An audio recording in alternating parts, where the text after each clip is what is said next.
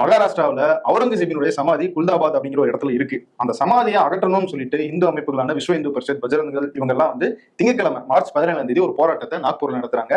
இந்த போராட்டத்துல கலவரம் வெடிக்குது, கல்வீச்சு நடக்குது, போலீஸ் மேல தாக்குதல் நடத்துறாங்க, பல்வேறு வீடுகள் சூறையாடப்படுது, வாகனங்கள்லாம் கொடுக்குறாங்க. இப்படி பெரிய கலவரம் வெடிச்சிருது. அதை ஒட்டி ஒரு வதந்தி வேற பரப்புறாங்க. அதாவது ஒரு புனித நூலை எரிச்சிட்டாங்க அப்படிங்கிற அந்த வதந்தியும் இன்னும் பெரிய அளவுல இந்த கலவரத்தை தூண்டுது. இதனால 3 நாட்களாக அங்க ஒரு பதற்றமான சூழ்நிலை நிலவுது.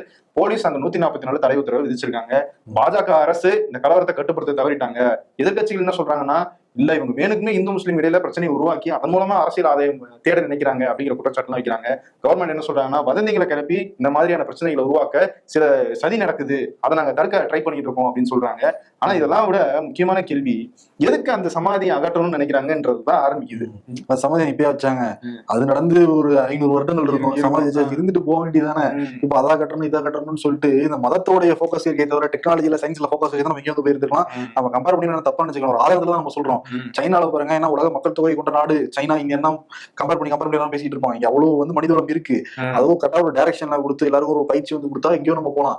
அதை விட்டுட்டு இதுக்கெல்லாம் நம்ம தார்பாய் போடலாம், இதுக்கெல்லாம் பெயிண்ட் அடிக்கலாம், மாற்று என்னெல்லாம் கிடைக்குது, அதாவது இது பண்ணலாம் அப்படின்னா நம்ம எங்க போறோம் தெரியல. ஆனா சைனால பாக்குறப்ப மின்னலை விட ஒளியை விட வேகமா வேலை செய்ய இன்டர்நெட் எல்லாம் கண்டுபிடிச்சிருக்காங்களாம்.